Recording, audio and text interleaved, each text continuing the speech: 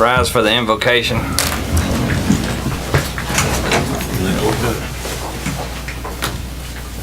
Come on, Gordon. Let us pray. Our Heavenly Father, we thank you for this council that has come together tonight to make decisions, to direct the future of Reno. We ask you tonight for your divine presence to be felt in this place, and that your divine wisdom prevail in all the deliberations tonight. Grant us a safe, peaceful, and happy place to live. In Jesus' name, amen. Amen. Pledge allegiance to the flag of the United States of America and to the republic for which it stands, one nation, under God, indivisible, with liberty and justice for all. Honor the Texas flag. I pledge allegiance to thee, Texas, one state, under God, one and indivisible.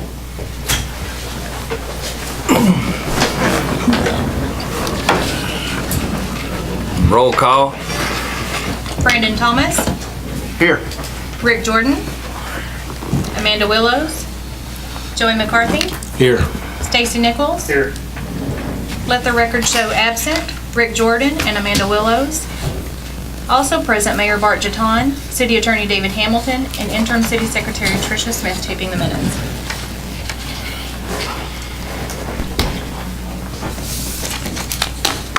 Anybody signed up for a public hearing? No, Mr. Mayor. Item number 8, public hearing. Discuss, take action on proposed replat W. Askins survey, acres 9.09, located at 4405, 4415, and 4425 Lakeshore Drive in Reno, as requested by Michael Fox.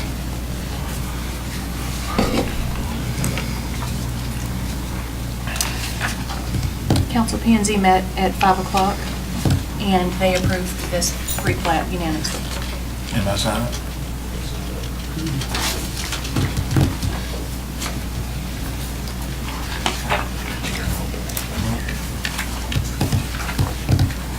We're opening a public hearing at this time.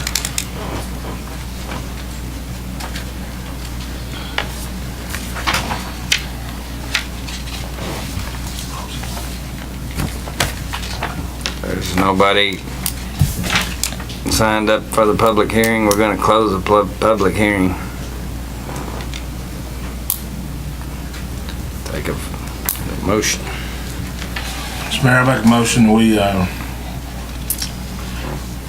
approve the replat for the W. Atkins survey as requested by Mr. Fox and as approved by the P&Z committee. I'll second. We have a motion, excuse me, I have a motion to replat by Councilmember McCarthy, seconded by Councilmember Thomas. All in favor? Aye. Motion carries. I'm gonna move I'll go ahead and go through this first. Item number 9, consent item, discuss, take action on A, monthly bills and purchase orders for July 2017, B, minutes for July 2017 City Council meetings, C, financial update for July 2017, and D, monthly activity reports from 1, the Police Department, 2, Public Works Department, and 3, Reno Volunteer Fire Department. Mayor, like motion, we approve consent items A through D. 1 through 3. I'll second. I have a motion by Councilmember Nichols, seconded by Councilmember Thomas to approve items A through D, 1 through 3. All in favor? Aye. Item number 10, business, discuss, take action on A, resolution authorizing publication of notice of intention to issue certificates of obligation in a principal amount not to exceed $750,000 and authorizing certain other matters relating thereto.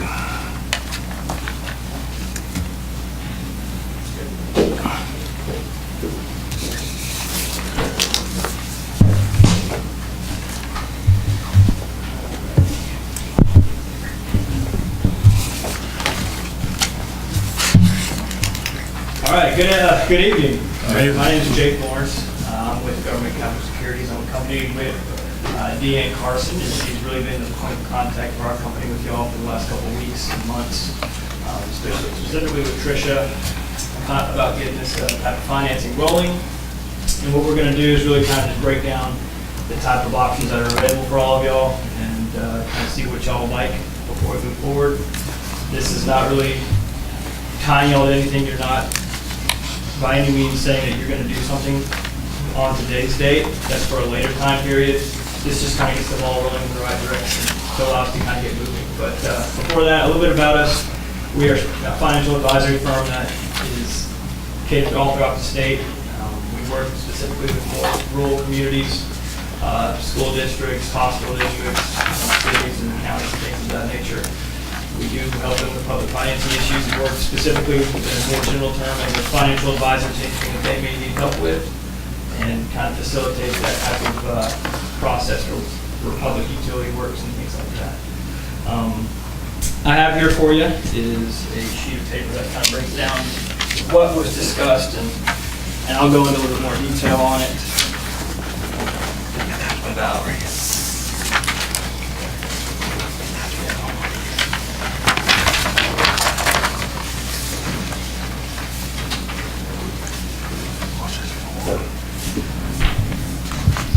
But kind of put things off then would be what's really available for cities to do financing issuances. There's really, of course, there are voted on bond elections, there are certificate obligations, and there are tax notes.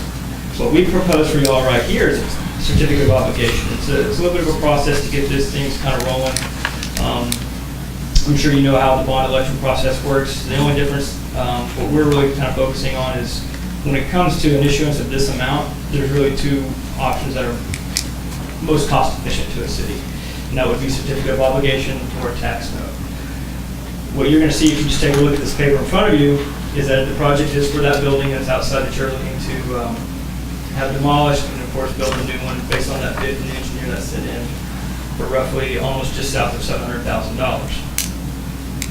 Now, if you take a look, this place is going to be private. It won't be sold in the public market, but it will be sent out through a placement agent who works in conjunction with us to be able to place that type of, they'll take bids from area banks. We can sell it to your local bank, we can sell it to anybody else, whoever gives you the lowest rate.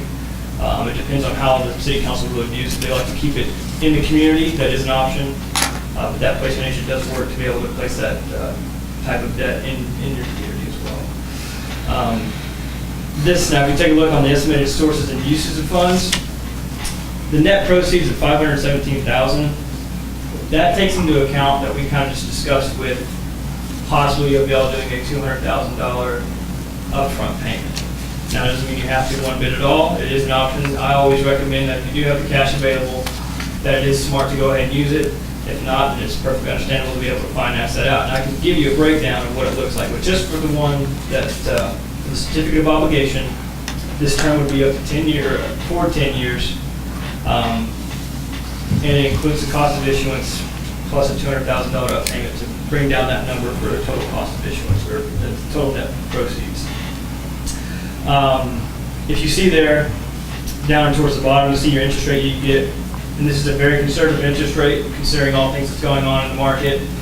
The Fed, we all know, is kind of aggressively pursuing interest rate hikes. They've gone through it already once earlier this year back in, I believe it was beginning of June.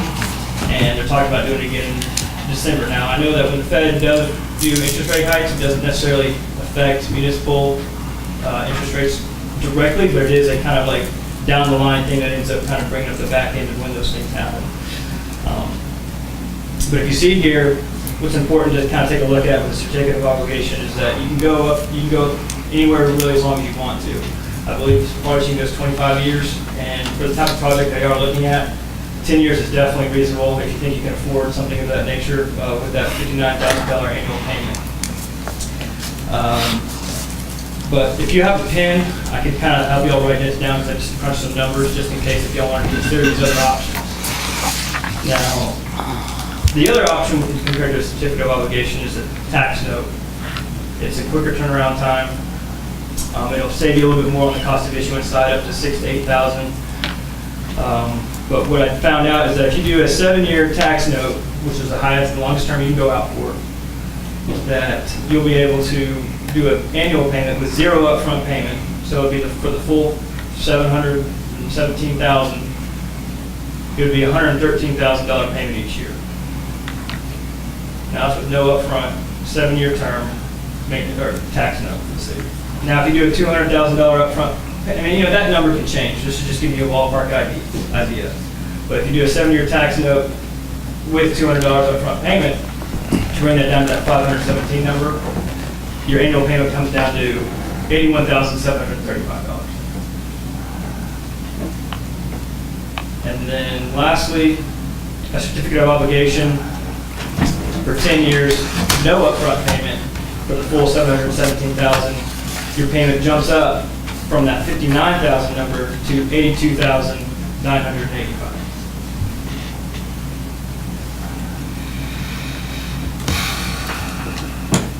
And that gives you a little bit better idea. But with the difference that we're looking at with the tax note and certificate of obligation, what's required is that if you decide to move forward tonight, is that you do have to post notice in the newspaper 2 consecutive weeks in a row. And then once that 30 days from the first newspaper ad is when you can do meeting to authorize the issuance. So it's really a 30-day period, which would start at Thursday of this week at the earliest, 30 days from then. So that comes down to, where is that? September 18th, that's a Monday, when the earliest you can do a vote to authorize the issuance if you decide to move forward with it. And then that ends up being roughly 2 weeks later is when the issuance will fund.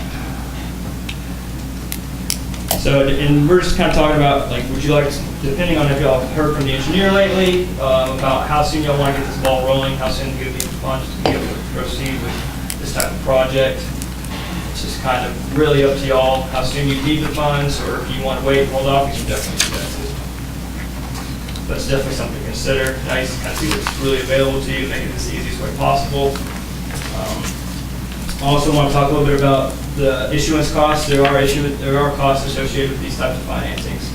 And you can see there that we kind of detailed a little bit more about what is entailed. There is the council who drafts all the documents and puts together to make sure this is a legal financing. Submits that information to the Attorney General.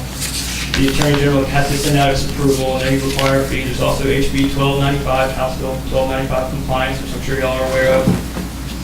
The private placement fee, which would be a separate firm from us to be able to go out and place that bid or take bids and then place the issuance with that whoever probably is the lowest cost, depending if you'd like to have it still in Reno or Paris or in the area or in the county, or if you'd like to just go outside of that scope as well. And there's also filing fees involved as well. But the thing is that issuance cost does not have to come out of pocket. We include it in the financing for y'all. So it comes out with the total financing is why it's such just a little bit of a bump compared to what the net proceeds would be. Is that front loaded? Is that just front loaded interest? No, it's not. It'll be spread out throughout the entire cost of issuance there, or throughout the entire. But let's do it. I mean, that's a lot of fees. Right, and it's roughly when you get underneath $1 million, you turn to see that everything combined put together ends up being just a little bit about 5%. Now, this is also a time to really talk about if there were other projects that you would deem maybe that you'd like to pursue, that percentage does come down if you add up more and more and more because of the, because there are just flat fees associated with each one of these fees that are included. Now, so it'd be like, for instance, if you go up to $1 million, it's not going to be 5% of the issuance at all. It'll be closer to probably 2 or 3 or so. Those numbers you gave us on the tax note, that include the insurance fee on it? So the issuance would drop about $6,000 if you do a 7-year tax note. Right, okay. But that's with, the numbers you gave us, that's with that included in it? Correct. Okay. Yes. 6,000 to 8,000 or percent? 1,000, less than what you see in front of you. So really what we're looking at, and I can run more numbers for you, and what I can do specifically, depending on which route you really like to move forward, would be by the next time we have a meeting and we'll come to it, we'll have more concrete numbers for you, take a better look, and then make sure you approve before we can move forward with it too. This is just kind of just getting a response from y'all about what you feel like would be deemed necessary and how you'd like to move forward as well. Did I understand you to say that the city could combine multiple projects on the same financing if they wanted to? It would, they can. So what we're able to do is through the general counsel that makes this a legal document, makes this a legal financing, we can put in that document words that can just range from anything and everything. I mean, I know that we just recently did a financing through the city of Maypearl, just south of Dallas, Fort Worth area. And they really want to do like sewer and wastewater treatment. And we said, we recommend, like, is there anything else that y'all want to include in this, in the language, so we could, potentially move that money around? They said no. Well, it comes back a couple years later, they're like, well, we have some extra left over. Where can we use it? We're like, you're kind of hamstrung a little bit. They could use up to 10% of the total proceeds for whatever they want. That's called the de minimis rule, and allow them to use those towards renovation of a building that they had. So it actually did work out, but that's what happens is when you can combine issuances together, it brings down your cost of issuance percentage, of course, and it allows you to kind of move things around too. But that just depends if y'all deem that there are projects out there necessary. It's just a kind of a combination of those factors.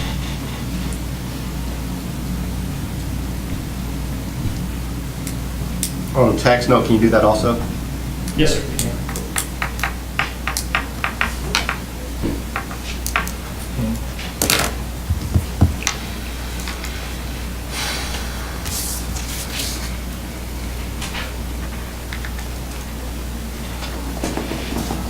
You can also go on if you want to go 15 years, if you want to reduce that payment a little bit, you maybe a longer term.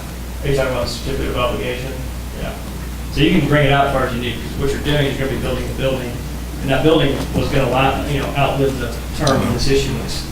So that's what you kind of have to weigh too. Is like, you can pay it off as soon as you can, but when you're building when you're getting a building on the ground that's going to last 50 plus years, then as long as the term is 150 plus years, you're getting your money's worth. Other than I would never recommend taking out something like this over 20 years ever, but it's just something to also consider as well. Wouldn't change the payment that much from 10 to 20, as low So as if the you take interest a rate look- is.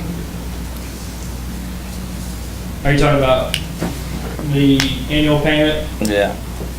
Calculate it real quick. I mean, would you like me to include just the all upfront cost, or not including any upfront payment for y'all? Yeah, include the upfront. Okay. Just give me 1 second.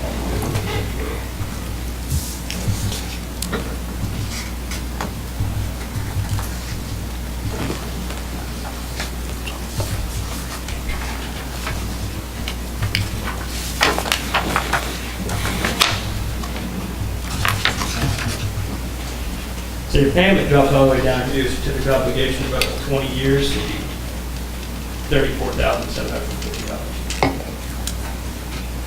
So as you can see, it definitely brings it down in terms of the annual payment. What'd you put down? How much? 517 for the total, to include your 200. 200. Yes, sir. I'll have 200 down.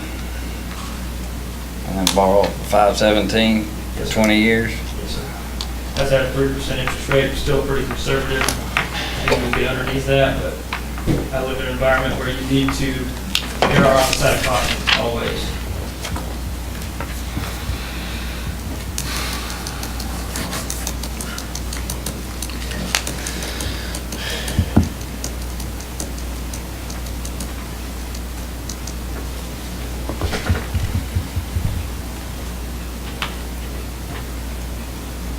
Now, do you have any idea? You don't have to say what you'd like to do to move forward. This is not tied to anything. There is one document. Of course, in the agenda language is a to not exceed number. You don't have to tell exactly what number it's going to be just quite yet. It just allows us to get this ball rolling so we can move forward and get the other side to, it's not until. So it could be even The a authorization. third of that, even, right? What's that? We could always come down, Oh, it could be a third of that, correct. This just is not to tying exceed anything on- 750. You just can't go above that number Mm. if you decide to move forward today.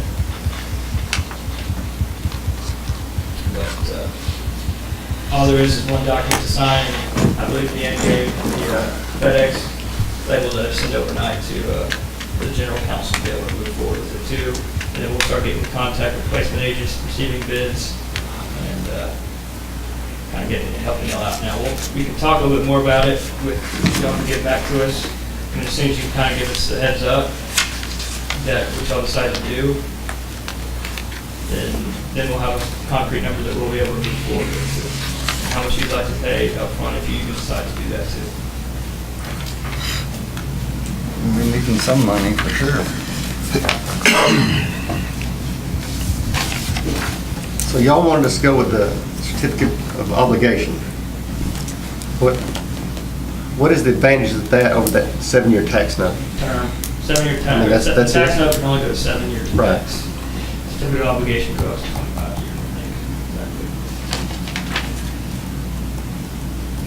And there's no upfront on your tax note. I gave you two numbers at Adam. The $113,000 a year would be with 0 up front. If you do $200,000 up front for the 7-year tax note, the payment goes down to $81,700. If we did a 7-year tax note, pay $200,000 down, we'd save $30,000 total Yeah, which would be. over the entire price. Well, that's a year. That's your annual payment. Right. So it's- Over what we would do over certificate of obligation over 10 years. 0 up front, or just with, If I'm saying it right, because it'd be, what, 572 total? 7 years, 81,735. No, for 81,000 a year, 7 years, that'd be 572,000, right? correct. I mean, I've typed it back in. But yeah, pretty Okay. much. Yeah. Okay. So you're trying to figure out the total interest payment, how much you would How much it'd save? So it'd be, if we went 10 years, we'd save, if we went 7 years, we'd save $30,000. Of course, we'd go from $60,000 payment to $80,000. Yeah, it's just like a home mortgage, you're paying more principal up front. With the 200. With $200,000 down, we go to 80. And we can set it up, I'm sorry. But Depending on the term too, and if you decide to really move forward with what will be a certificate of obligation, there's another little advantage to it, is that you can set it up for 10 years, and then after maybe about the 5th year, you can have it set up to where if something happens, you get a windfall of any sort, you can start paying off on it earlier, just like you would in a mortgage. well, you know how cities get windfalls all the time. Well, I mean, y'all steadily increased the value, y'all gotten healthy growth over the last 10 years. It is an option, just wanted to let you know that that is available too.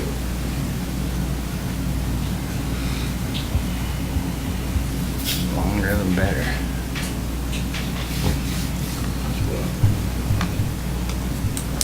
Gonna be there forever. Well, I'm gone.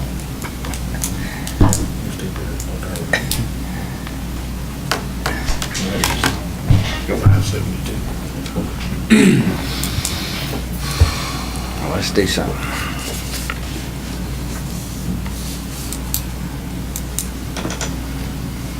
So do we need to adopt this resolution? If we went ahead and adopted it, can we change it out? Correct. It just gets the ball rolling. Okay. Up to 750,000. He can come back to the next Pretty meeting. much a month from now is when you would be on the books to do something. Right. You would do an authorization meeting. Right. So you can back out at any time. It's happened before. We did it. We always want to do what's in the best interest of the city. And we'll always be here to help in any way possible. There also is, I believe, a financial advisory agreement. You hand that to him as well. Normal letter, just is almost the same thing, but it's just for a public record to be put on the website. That's required by the state for if you decide to sign it. I got one question. I've been out of the loop for a while, and annually, how much money do we have in the fund to pay for this? We would put it in the budget. Yeah. We would budget it each year. We do have one bond that's about to be paid off. So we'll take a look at some of those bonds, and we hope there would be an opportunity to refinance those at maybe a lower rate. It's just kind of those covenants inside those bond packages don't allow it. But the savings would be so minuscule, that's not conceivable or not responsible to do so. But we'll keep monitoring it too. Okay. I mean, I know we've got to do something, but I just want to make sure we can afford to do something. And this is, Well, this doesn't obligate us at all. This just gets the ball rolling. We could borrow $100,000 if we find a different avenue. Yeah.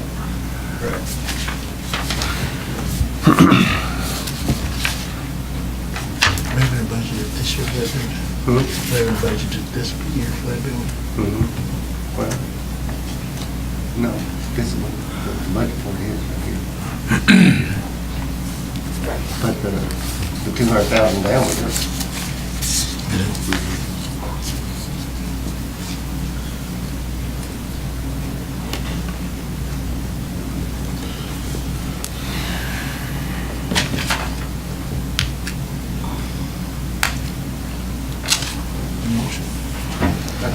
Mayor, move to go ahead and approve a resolution authorizing publication of a notice of intention to issue certificates of obligation and a principal amount not to exceed $750,000 and authorizing certain other matters relating thereto. I'll second. We have a motion to approve item 10A by Councilmember Thomas, seconded by Councilmember Nichols. All in favor? Thank you.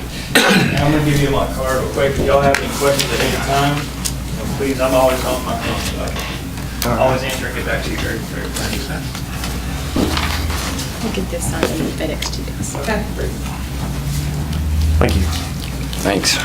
We're gonna move to item H, the easement lien at 5370 Brianna Drive as requested by Scott and Tanya Eaglehart. Thank you.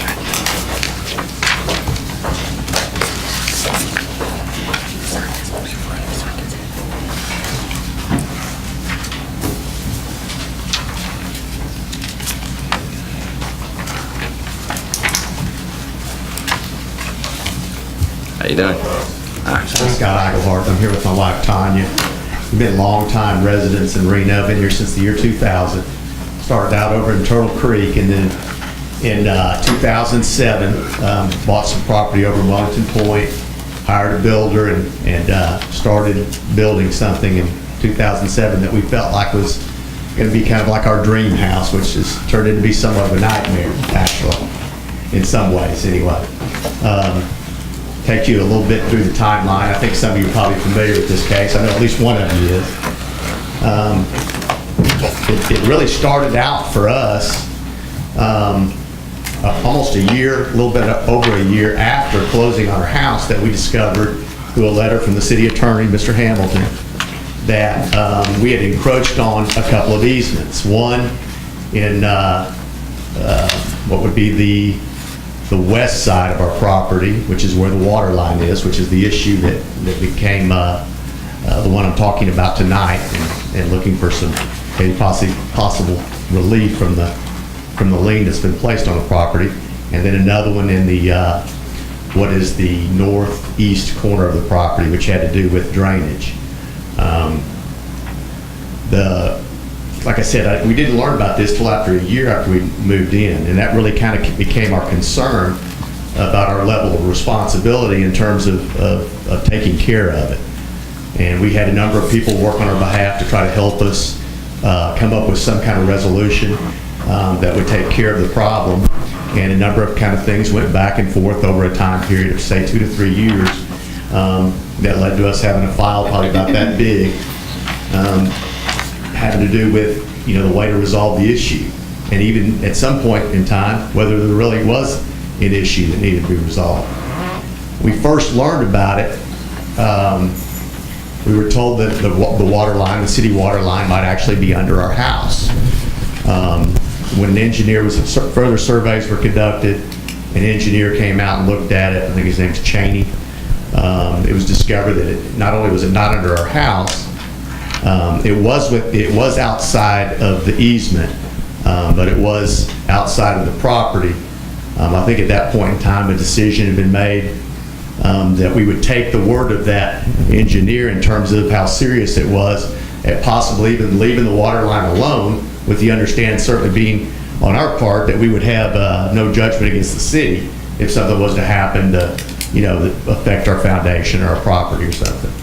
Mr. Cheney looked at the water line and actually uncovered it to see where it was and felt like it would be in best interest just to leave it alone. Well, then that decision was changed. We can't do that. We've got to get it moved.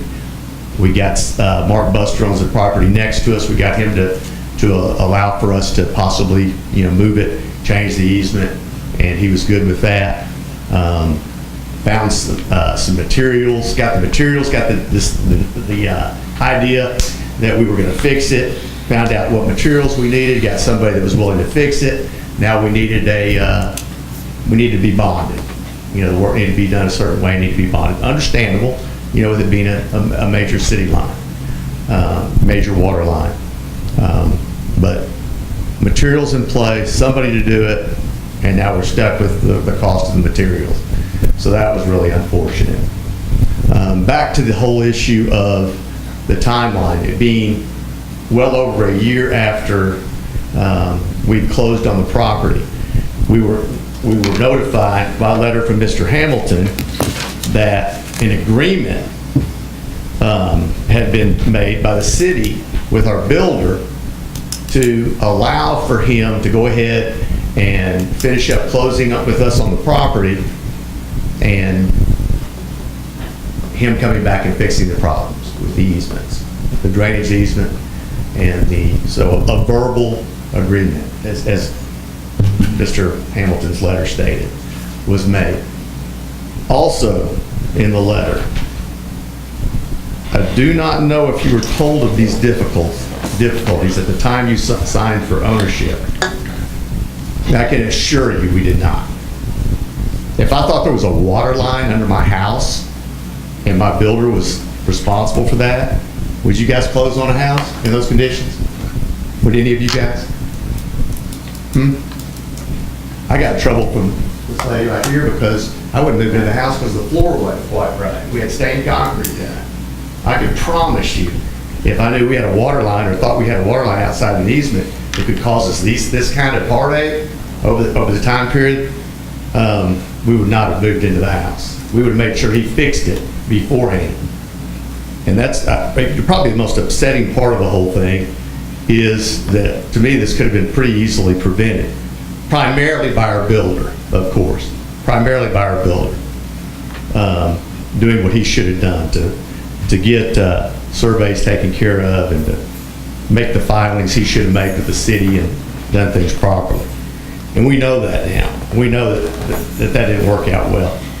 Beforehand, we'd heard nothing but good things about our builder from anybody, so we didn't really have any red flags. But certainly at the conclusion of this, I worked with the builder and pushed the builder to try to take care of it and fulfill his obligation to the city over a significant period of time, and didn't have any more success than Mr. Hamilton did in his efforts to try to get him to take care of it. City Young worked for an extensive period of time on our behalf. She was also our title agent. We wondered if there was any any possible legal responsibility on her part as our title agent for a period of time, but she assured us that there wasn't. We had a lawyer look at our title agreement and look at our title insurance, and we got nowhere with that. We've spent a great bit of time. I brought a sack of American Eagle outfitter sack there. It's about 10 pounds. The amount of paperwork that was filed over time. We've had a local attorney, I won't mention his name, not too happy with his efforts, but somewhere down the line I may have to be in his courtroom. Maybe that gives it away a little bit. So I won't get too far into that, but he would return our calls, did nothing to help us. Really surprised when the notice came in the mail that we had, the work had been done, we had a bill. Even more surprised when it didn't come in the mail that there had been a lien filed. Went down and found that out on my own. But it seems like I got a certified letter or something on an issue like that. I don't know. But that kind of concludes, what I'd like to say, a request to have some relief on this issue and not have it over our heads any longer. Connie, is there anything I'm leaving? Unless they have time to build it in this second. Yeah, I'd be glad to let you guys work through that and see what it kind of was like. A little window into the world. Yeah. Y'all have any questions, man? I couldn't send you a notice because you had a lawyer. I can't do it. It's not that it's not my job, it's that I can't do it. My law license would be hung up in Austin, so I apologize to you if you were let The fact that down. my attorney didn't take care of it. Well, They're elected to be a judge here in our community. all I'm telling you is, I couldn't do it, or I certainly would have. What does the lien state? The work, from my perspective, there was an agreed judgment that their lawyer signed, and the judgment says that we'll go in there and do the work, and there'll be a lien filed on the property. So that's what happened. Who made the judgment? It was agreed, and I don't know whether it was McDowell or whoever the other district judge was that signed it, but it was an agreed thing. It's like an agreed, two lawyers get together and say, here's what we're going to agree to do. You say, okay. Somebody writes that down, you take it up, and the judge signs it. The judge says, everybody in agreement on this? You say, yes, sir. That's what happened. So was the line ever moved? Oh, yeah. Who was the agreement between? From my perspective, it was between us and the Eagleharts, who were represented by an attorney, because I could not talk directly to them once they have a lawyer. And all I can go on is what the lawyer told me and represented in the courtroom.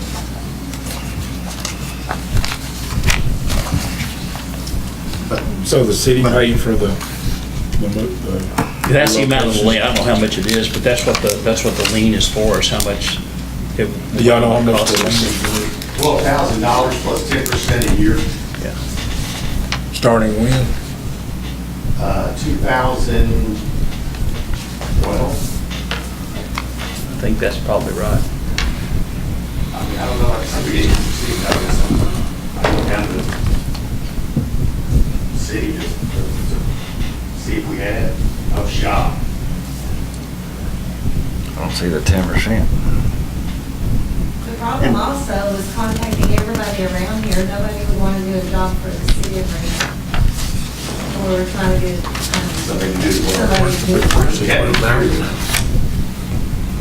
And when you brought up the city of Reno, they said, we're not going to have our hands in that.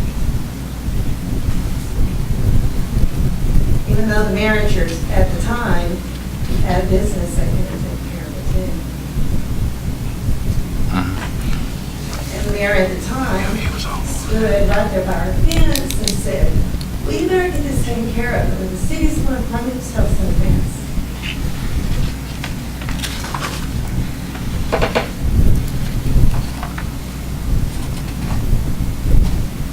So we paid for it. We're not seeing that 10%. Is that, That's what it showed on what I saw downtown. where'd you see that at, Joe?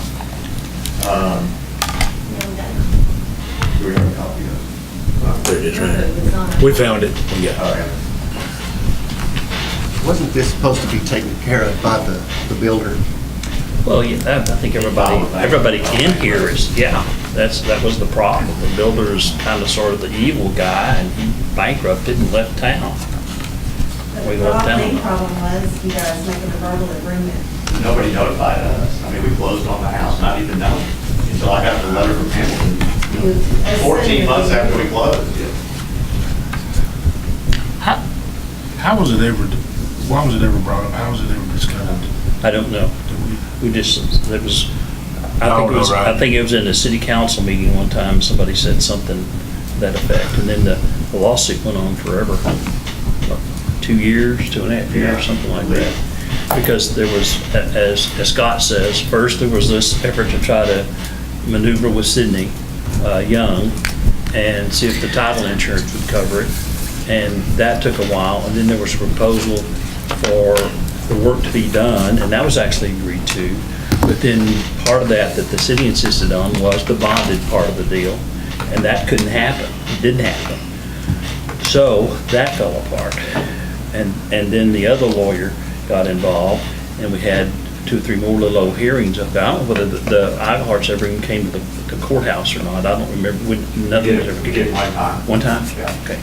I have a bad memory. But anyway, that's the nature of the beast.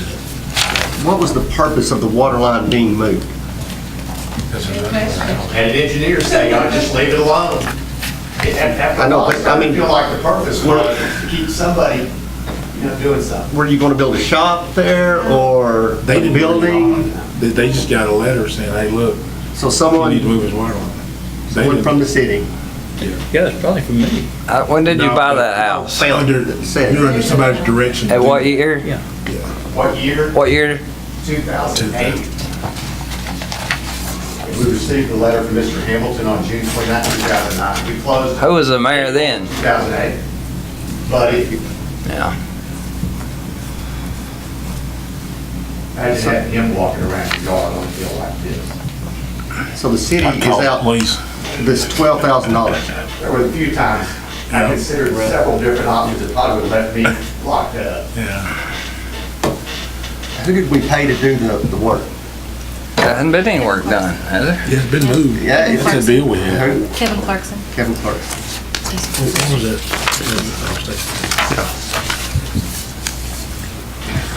How far they moved the water line? A matter of feet, 4 or 5 feet. Out near your yard, they just dug holes and then, Oh, yeah, that's a pretty good man. I'm sure, and then moved the water line.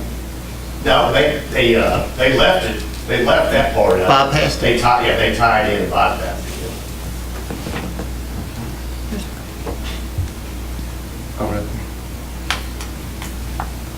How long did it take? Oh, a number of days.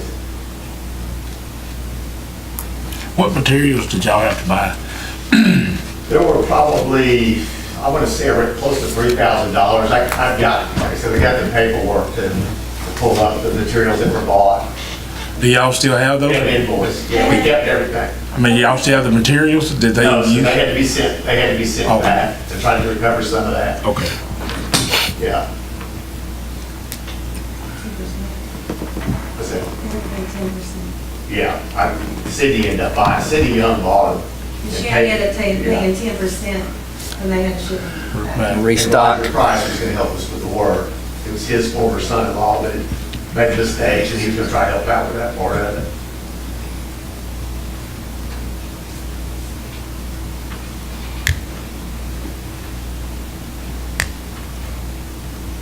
Is this a water line running to your house or is it just running through? Through our Like property. 6-inch line. It's a 6-inch line, so. I'm taking the reason why this was moved because there has to be so many feet Yes, either side of it right. for We had easement encroached on it with the part of the house. with the house. On the west side of the property, a bathtub kind of pops off there and probably about 2 or 3 feet. And I think that was probably what the mistake was. Didn't take that into consideration. I just wonder how it ever came about, how we ever Well, discovered. I don't, Well, you know when that came about? There was no problem, there was no leak or anything over there, was it? It was strange to me because somebody here told me, really tried to, be an alarmist about it and tell me that you have a water line under your house. And I was, a water line under my house. And after I got the letter, came down here, and I called and talked to David at length to find out what was going on. And went and talked to Brian about it. And Brian, was, yeah, I'm gonna get that, that kind of thing. I'm gonna get that fixed. I might have to take your fence down over there. And he said, but it's not under the house. He said, they're just upset with me. I said, what do you mean? He said, well, I hadn't been doing, didn't file the proper whatever. They're upset with me, being in the city. And by then I'd known him long enough to know he probably wasn't doing everything he was supposed to do in terms of getting permits. And I read the letter from David, because it stated things about surveys and permits that didn't take place, that should have taken place. Was that, help me out, didn't he come to the city council and say he had some interim financing that he needed to close out, and he did this so he could get his interim financing done? Is that this case? I don't know. I didn't know anything about it. I kind of The sort first of, I knew that there was a meeting and agreement was your letter, June 29th of 2009, well over, a year after we moved in. right.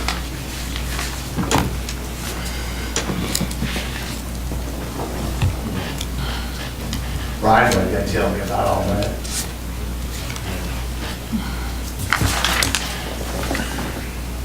I remember a little bit of this as it was going on. I don't think I was on council all this time. But I never understood how, all this came about, or how they could blame, really how they can blame you guys and hold you accountable for something you didn't know about, or it wasn't your fault. So, What are our options to help these people? It's your money, you do with it whatever you want to do. What year did he file for bankruptcy? Anybody know? I think it's about 08. Yeah, 08, I think, is right. Because I think he had a lot of people coming down and needing money. I was one of them. So we moved a water line. that Brian had. And I've got a document here from an engineer Yeah. that says leave it where it is. So we moved, well, they left it there, they just moved it over. I mean, Yeah. run another one. But because if they did have to work on the house, it would be a little too close. It was in the easement. That was the justified reason that I was given. It's the easement. You couldn't get in to do it if you needed to, because the foundation was in the easement. If something were to happen. By maybe a foot and a half. By maybe a foot and a half if the foundation's in the easement. I see, that doesn't make sense at all, because if they move the water line, how's it in the way? Yeah. And how can you not get to it when they got to the move spot it. where it was? That's what I'm saying. How did they move it if they couldn't get to it to move it if they had to? I mean, I saw where it was, and they dug it up, or dug down to it. Sounds like some self-proclaimed plumbing expert saw it or knew it. He just knew it from the plat. I mean, providing there was a plumbing expert.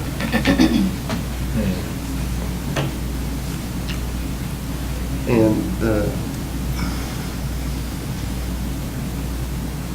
the deed, the title, can't do anything about it? That's the problem that Scott and Tanya have. If they ever want to sell their house, that'll keep them good. That's what I do.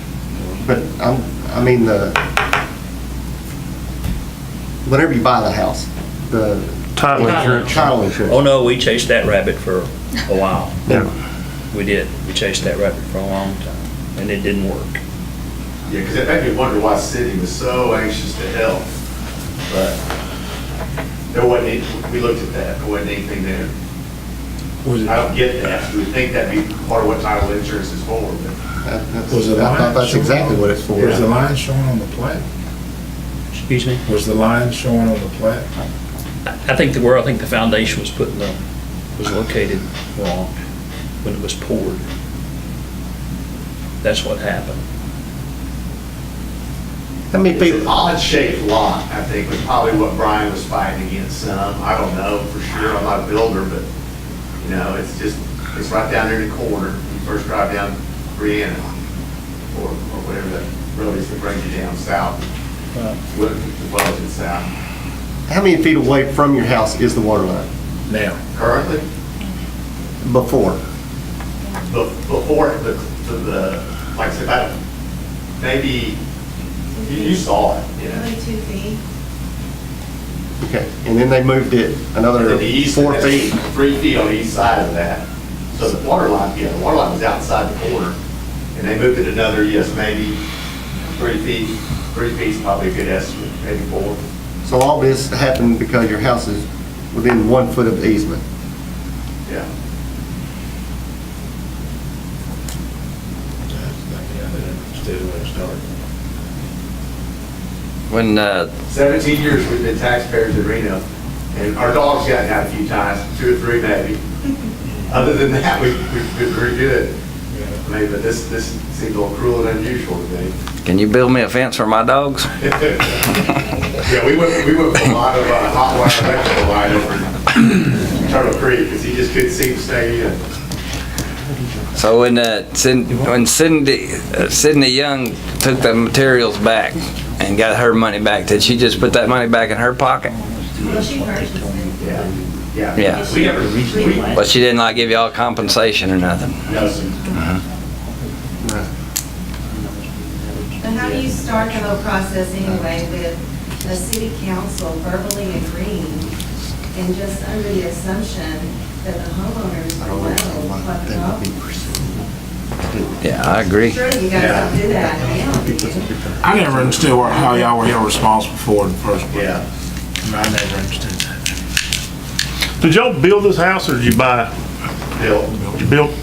we hired Brian. Yeah. I think that, Tony, the verbal agreement you're talking about, and I'm looking in my memory, is he appeared one night on the city council and he did not have, I think, either the occupancy certificate or something, and he was having financial problems then. And it was one of these, okay, let's try to help this guy out and tell him to go ahead and finish this house, even though he doesn't have that. And that was the request. So he did That's fine. it. If you want to own that, He then did. don't hold us responsible. Well, I appreciate what you're saying, and I wasn't the one that held you responsible.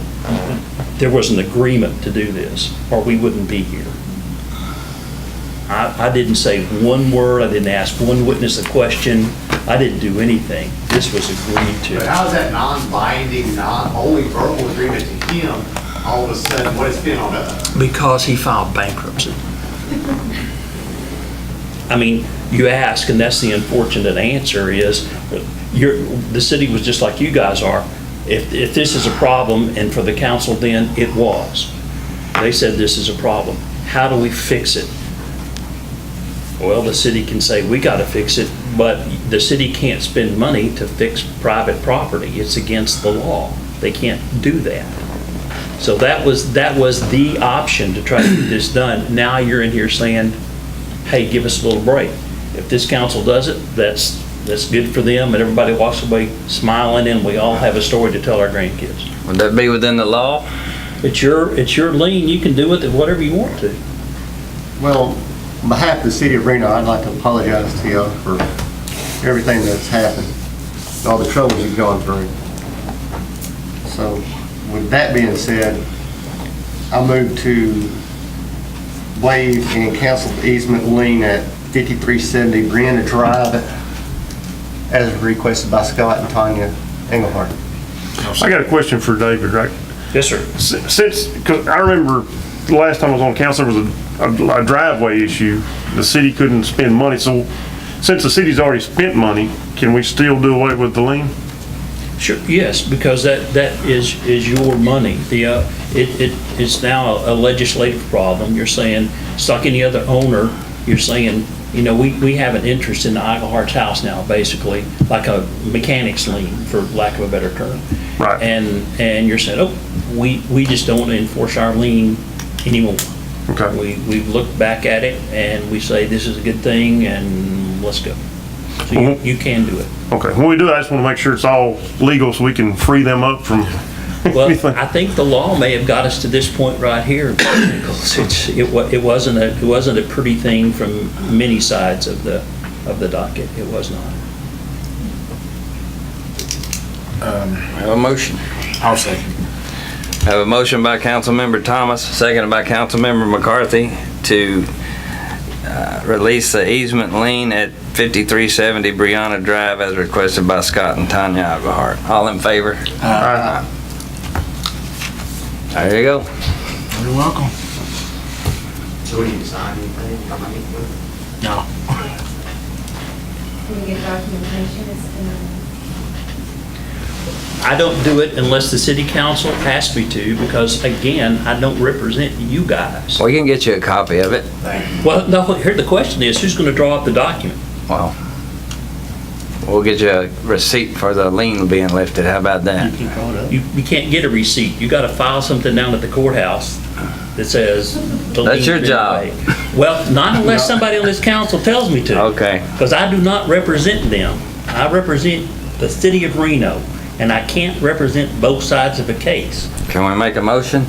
Somebody can tell me to do it as a part of that, and I'll be happy to do it. But I'm not gonna trot down there and do it, and then somebody said, Hamilton, you didn't have the authority by the city council to do this. Your client didn't tell you to do it.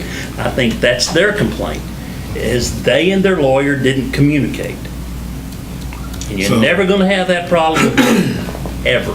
Will you have this document drawn up? I will. Would you? And And when should if they you will expect it? authorize the mayor to sign it, once I file it, I will deliver a copy of it in the mail to the owners. Be happy to. How long does like a process like this takes on that courthouse? Oh, it doesn't. I mean, if I have the time, I can do it tomorrow and take it down there. So, because I don't have to get anybody else to sign it except the mayor. And that'll be released then? Well, as soon as it's filed in the property records, it's done. It's over with. And I'll sign it. Okay, and I'll call you when I get it done. All right. All right. You bet.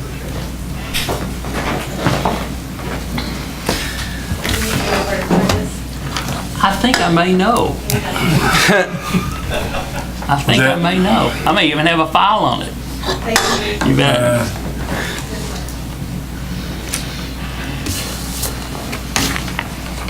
All right. I'm gonna move back up to 10B, approve Reno Crime Control Budget Amendment to purchase a police vehicle. Mr. Mayor, I make a motion to approve the Reno Crime Control Budget Amendment to purchase the vehicle. Second. Second. Have a motion by Councilmember McCarthy, seconded by Councilmember Nichols to approve Reno Crime Control Budget Amendment to the purchase of a police vehicle. All in favor? Item C, budget amendments for 2016-2017 budget. Did he ever do that?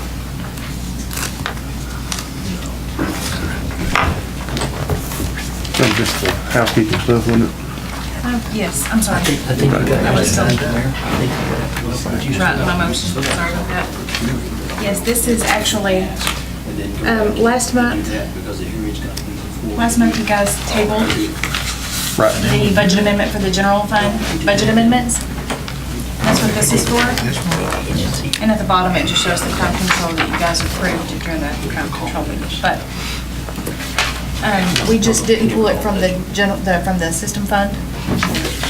I meant the fund balance. So if you look at that, if you look at the budget amendment, it shows on here where we deleted some of the money. That's where we pulled from some of those other line items to make that match, to make it balance. can call this public hearing. There's And then do. two things. Okay. You can. The per diem lodging in the schools Uh-huh. with the TML conference coming up in October. Yes. That comes out of this budget, right? So if it comes out of this budget, won't we need that possibly? I explained that to her, so I don't think that she pulled too much from it. Because it's actually being paid for from this credit card that you got that was in accounts payable this week. Okay, so we'll still have enough in there. Yes, you will. Okay. One thing I was kind of worried about. Yeah. We're gonna back up to item 7, open a public hearing to discuss, take action on a proposed budget for the Reno Crime Control and Prevention District for fiscal year 2017-2018.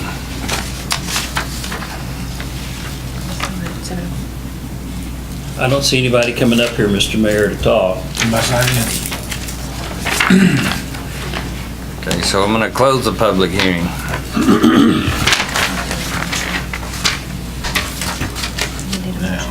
I'm gonna need a motion. I make a motion that we close the public hearing for the Reno Crime Control Prevention District. I'll second. Have a motion by Councilmember Nichols, seconded by Councilmember Thomas to close the public hearing. Now we'll go back to, We need to adopt the budget. We need to adopt the budget. Mr. Mayor, I make a motion that we adopt the proposed budget for the Reno Crime Control and Prevention District for fiscal year 2017, 2018. I'll second.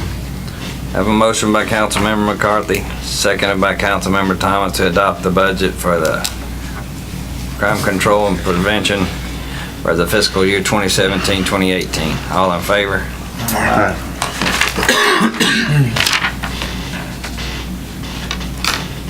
Now we can go to item B, approve Reno Crime Control budget amendment to purchase a police vehicle. Mr. Mayor, once again, I make a motion to approve the Reno Crime Control budget amendment to purchase the police vehicle. Second. Have a motion by Councilmember McCarthy, seconded by Councilmember Nichols to approve the Reno Crime Control budget amendment. All in favor? Item C, budget amendments for 2016-2017 budget. I'll make a motion to approve the budget amendments for the 2016-2017 budget. I'll second. Have a motion by Councilmember Nichols, seconded by Councilmember McCarthy to approve item C, the budget amendments for 2016-2017 budget. All in favor? Item D, sealed bids for depository contract for a 2-year term beginning October 1st, 2017 and ending September 30th, 2019. In your packet, you'll see, I tried to make this as easy as possible for you guys. We sent out bids to People's Bank, Guarantee Bank, Lamar National Bank, Liberty Bank, and First Federal. We received 2 bids back, Guarantee Bank and one from Lamar National Bank. There's a comparison chart here that kind of breaks down the difference between the two. But basically, what it comes down to is Lamar National Bank, they are doing everything at the bank's cost. The minimum balance that we require to have in our bank account is $1,000. And the interest rate is 0.75%, which is quite a bit more than what we are currently at, 15%. So that's better. The difference between our bank, the Lamar National Bank and Guarantee Bank, is they require us to have a minimum balance of $1.25 million. And the interest rate, it's not fixed. It floats with a 90-day T-bill. So, it could fluctuate. In Lamar's 0.75. Yes. Fixed. Yes. They're both the same, like the .75, or? Well, no, No, right now Guarantee Bank has a little bit better Yeah, 8, 9. interest rate, but it's not fixed. It could fluctuate. And they also require us to have 1.25 million in the bank account. Another difference is, if we're just comparing the two, Guarantee Bond Bank, they charge us wiring fees when that's how we pay our bond payments, through wires. So that's one other extra charge that we would consider.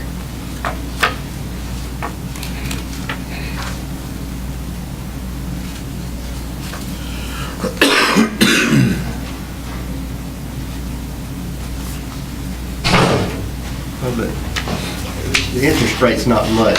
I mean, a factor really. We only make, what, $1,500 a year maybe, Maybe. off 700,000. So,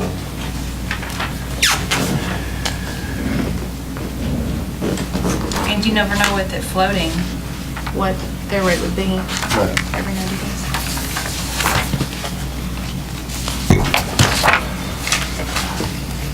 So those are the 3 main differences between the two that I can see. Judy and I both compared these bids together.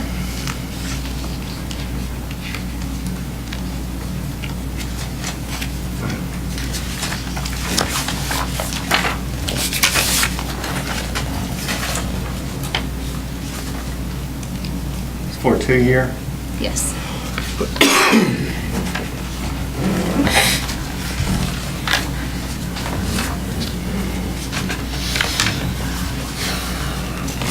Mayor, I move to go ahead and approve staying with Lamar National Bank for depository contract for a 2-year term beginning October 1st, 2017, and ending September 30th, 2019. I'll second. We have a motion by Councilmember Thomas, seconded by Councilmember Nichols to approve a sealed bids depository contract 2 years beginning October 1st, 2017, ending September 30th, 2019. To Lamar National Bank. All in favor? Item E, approve resolution number 134.14 for annual review of the City of Reno's investment policy. We have to do this every year? Yes. Yes. Same thing. Yeah. Same language every year. Yeah. I'll make a motion to approve resolution number 134.14 for the annual review of the City of Reno's investment policy. I'll second. I have a motion by Councilmember Nichols, seconded by Councilmember McCarthy to approve item 10E. All in favor? Item 10F, approve invoice number 1553 from AdComp Systems in the amount of $3,132 for annual support. Now, what is this? This is our yearly support that we get from them, and I'm telling you, we talk to them quite often. It's for support for our kiosk machine. Okay. And just to let you know, we do pay this every year, and we have since we've installed the machine. Is it up and running now? See, they're actually working on the court side of it now to make sure that's up and running, and they were working on it today. So I'll let you know when it actually is taking court payments, but it is working, and it talks to you now, and at the very end of it, it lets you pick if you're happy about the transaction or not. Smiling face, smiley face. Yes, it's working. And they don't charge us for anything else throughout the year, like they have to come down and work on it, maybe? No, just if anything goes out, like if the monitor was to go out or anything, we would have to pay to replace the monitor, but they come out and... So that's all been fixed? Last time I used it, it wouldn't accept it, a lot of them. Oh, yeah. So, no screen. Good deal. It's nice. Mayor, I make a motion to approve invoice number 1553 from AdComp Systems in the amount of $3,132 for their annual support. I'll second. I have a motion approving item 10F, seconded by Councilmember McCarthy, seconded by Councilmember Thomas. All in favor? All right. Item 10G, credit card convenience fees for water bills. Who wants to go first? On what? Did you ever figure out how much Yes. in fees? In fees, no. I figured how many credit card transactions we have used each month. Right. No, I didn't do it in fees. It has decreased quite a bit since we did add the convenience fee. Since what? Since we added the convenience fee online. If you look, January, we had 482 credit card transactions. In February, 537. In March, 549. April, 554. And then May, 321. And June, 340.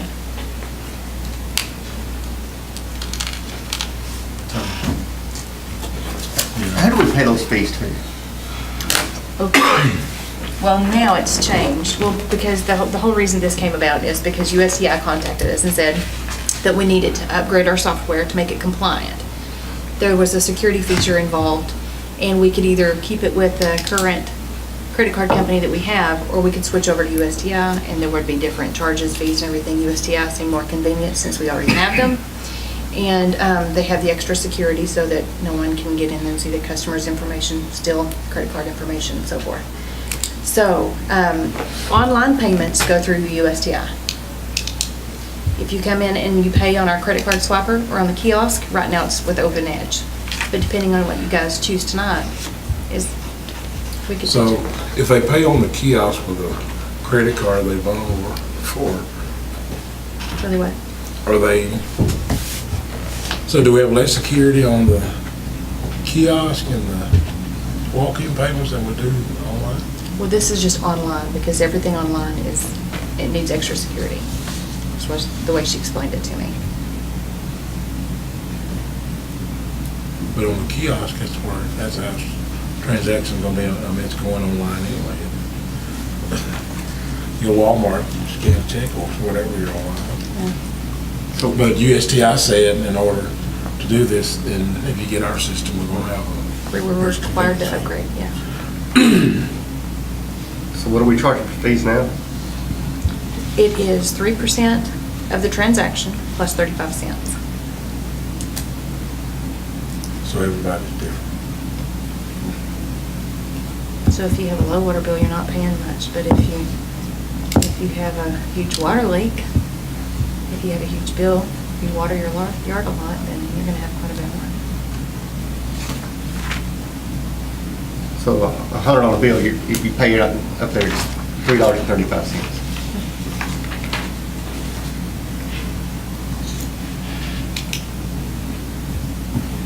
And this is just, we're just paying back for that. Yeah, we're not making any money off the 3%. We're just paying it back. Someone has to pay for it, either Right. us or the citizens.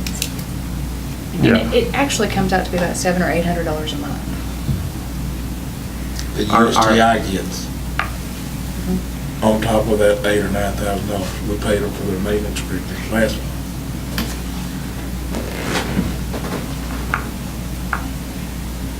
So how much, did you say 300, 400? I'm sorry? 700. Huh? She said 700. $700 or $800. 7 to 8. How many customers are there? A lot, because it's not just based off of utility customers. We have people that come in here to pay for, if they get a permit, they pay for tickets, if they pay to use water at the park, if they pay for anything. So if they pay on the kiosk, there's no fee? Not right now. If you guys choose to do away with the convenience fee, there wouldn't be one on there at all. Unless you guys look at the resolution that I passed out for your municipal court payments, if you guys choose to keep the convenience fee for that.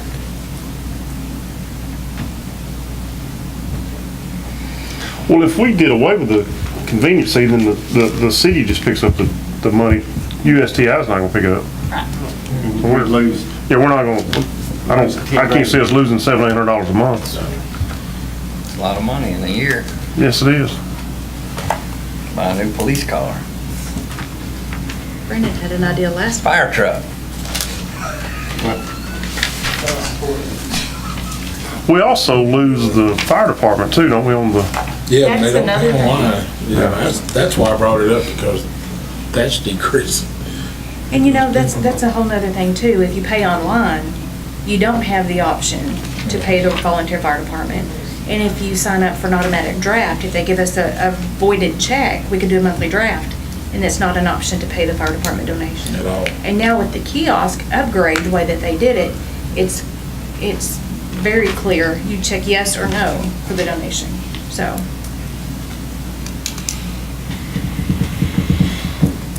How much donation do you get a month? It fluctuates, and it used to be 1,400. Now it's 12, sometimes 11 or 10. This month was 11, 11.5. Yeah. Because people, they can't, if you sign up for monthly draft, the bank can't add that on there No, they cannot. at all. But you avoid the convenience fee, right? Annual But you fee. cannot donate to the fire department. I'd like to make a motion that we keep the credit card convenience fee for water bills. I'll second. We have a motion by Councilmember Nichols, seconded by Councilmember Thomas to keep the credit card convenience fees for water bills. All in favor?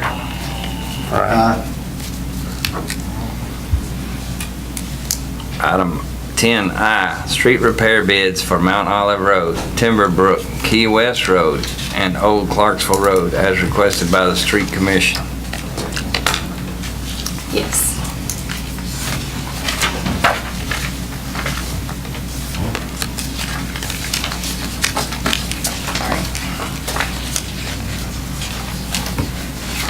The street commission met, and Jerry explained some of the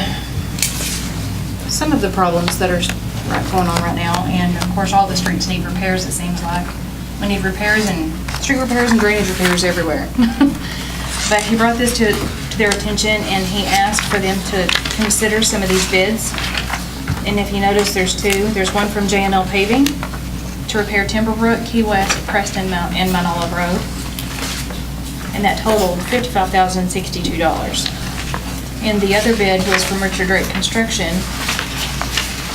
And J&L Paving was the lower amount of the bid. So the street commission, they made the recommendation to go with J&L Paving in the amount of $55,062 to repair all these streets. And just to make it clear, on Key West, it's from the trail, the walking trail, to Old Clarksville Road. We've had quite a few complaints on that area lately, and from some of the school bus drivers as well. I mean, what's the? Yeah, they're getting ready for school season. There's one guy that lives here in Reno, and he drives the school bus, and What's their complaint with the road? he says they're rough and they're really bad, basically. He said it looks all the way from the trail to Old Clarksville. Ripple a little bit. Yeah.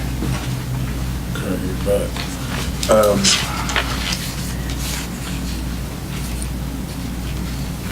I mean, all these, other than Timberbrook, and I think there's, I'm not sure on Old Clarksville, I hadn't been back there, but there's some major drainage issues on all these streets.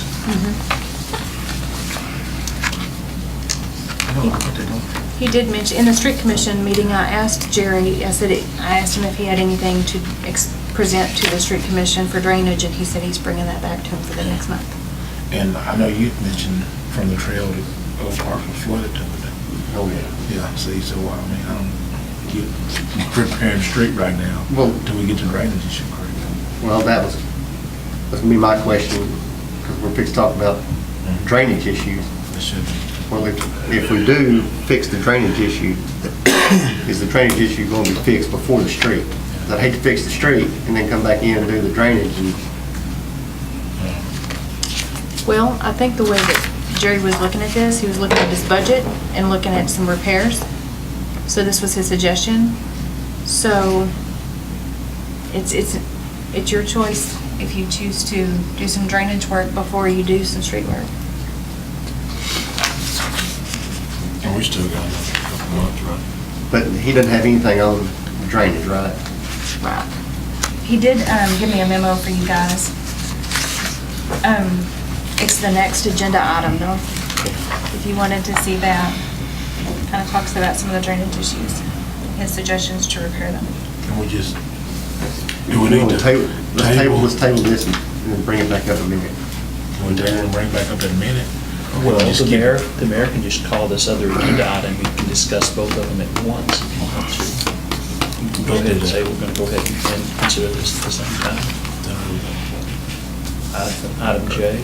I'd like to open item 10J, drainage issues, and on Mount Olive Road, Anderson Road, and Key West Road.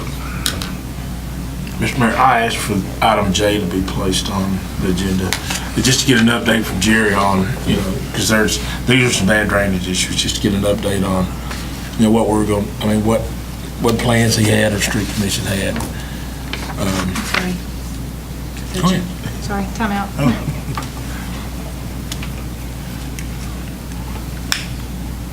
I'd like to see these bids more comparable, One of them's got square footage, the other one don't. The other one's got type of material, the other one don't.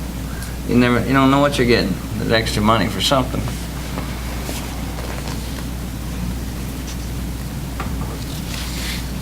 This says level of an overlay 1.5 inches. It says prepare to overlay.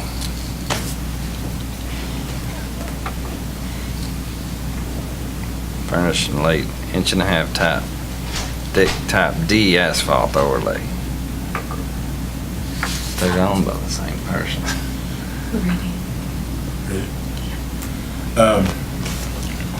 On the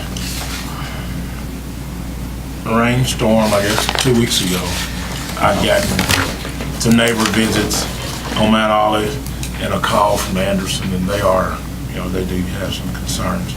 So I just put it on there, see if Jared can give us an update on what are we doing to alleviate some of this drainage problem. And I would like to table item J until Jared can come. Or you had a memo, or did he give you? It's in your packet, item J.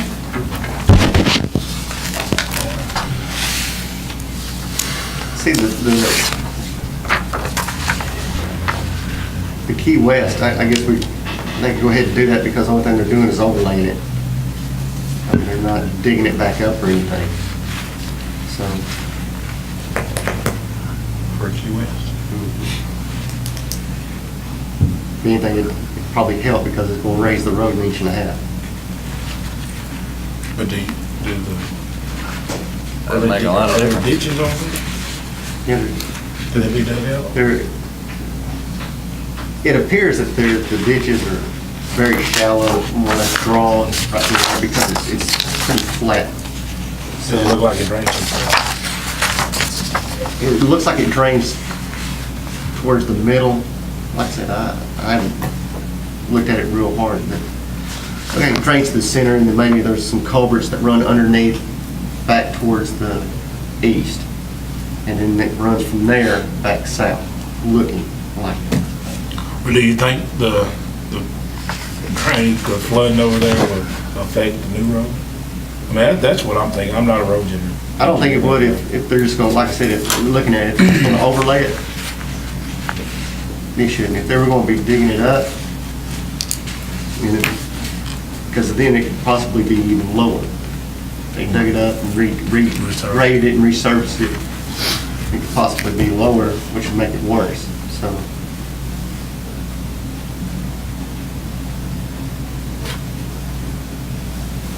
But all those drainage ones need to be addressed. And then on Anderson, I have no idea where this is. It's right at the corner of Inwood and Mine Frank's house. Right. And it's running over the road? I suppose on both sides. And that's what we saw when we went over there, the culverts, they're too small. And I think it'll help drain it towards the highway where it's hard. You get debris and silt and all that stuff. Leaves.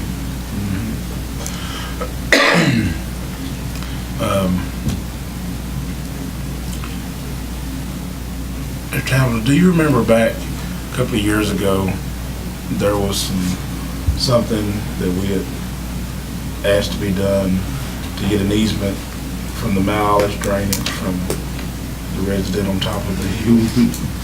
Do you remember that? Chief, you remember that? Something about that? And we had agreed to, I guess, I don't know if it's an engineer to look at it then or some kind of a grant, maybe? Was it? We looked at it to Well, he had a complaint, but he fixed his problem. Yeah. Which caused the problem up here. it was to see if the owner would give us an easement, the city, to clean it out. But I thought because we knew that was gonna be a big no. But I thought we had some to execute something to get that done.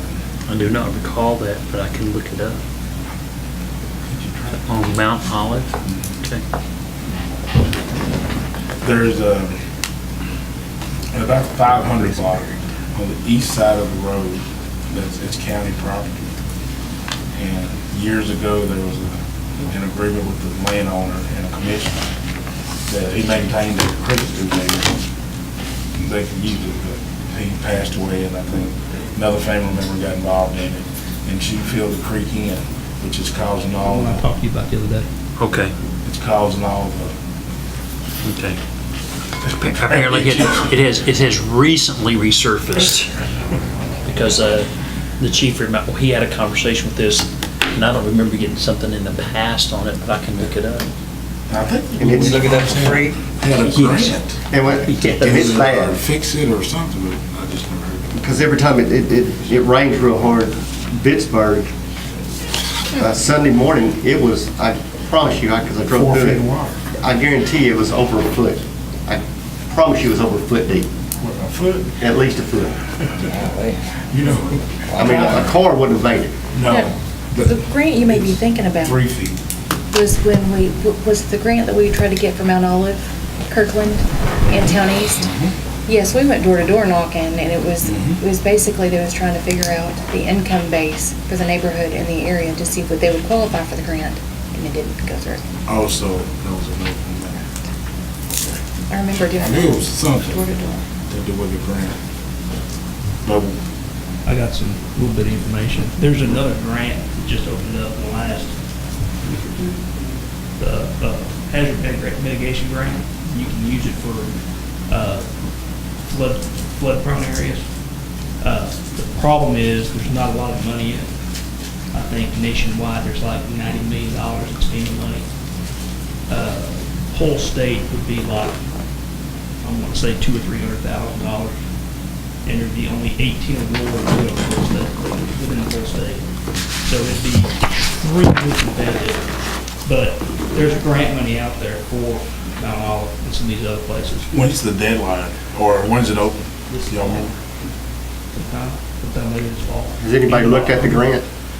I You just know, got the is it very email. detailed, or It's gonna be detailed. is it? It's a being FEMA federal? grant. You can bet it's gonna be extremely detailed. And probably a year before they're awarded. Oh, yeah. Like, Yeah, it'd be, well, if you're lucky, a year. yeah. It's another avenue to look at. I talked to Miss P. Wright the other day about that in the 500 block. She's willing to entertain some ideas to help us out. Really. Mhm. And I relayed this information to him So, about that ditch. And she said that ditch is a man-made ditch. It was dug back in like 60s or 70s, years and years and years ago. yeah, I think it's when our husband got a commission. Yes, and she's still mad about that. She said her husband should never have done that, whatever. So you talked to the landowner? Mhm. Up here, out there. I called her. Oh, that's good, that's fine. Yeah. So how you going, talk, you gonna call or you going out there? Well, I can do either one. When the chief and I first talked about it, we were in the impression that was a creek. And so I was all fired up to present something about surface water and divert, and then come to find out it was dug by the county or put out there by the county, which kind of changes the dynamic some. Is that, just information that we received from her that? Yeah, yeah, we haven't proven anything. Of course, she told me this ditch was dug 60s or 70s. She wasn't real sure. There's no documentation on it other than she told me, she said, you'll have to look at some old county maps of that area. And she said, you can go back and you'll find, she said, if you go back far enough, that creek ain't there because it's not a creek.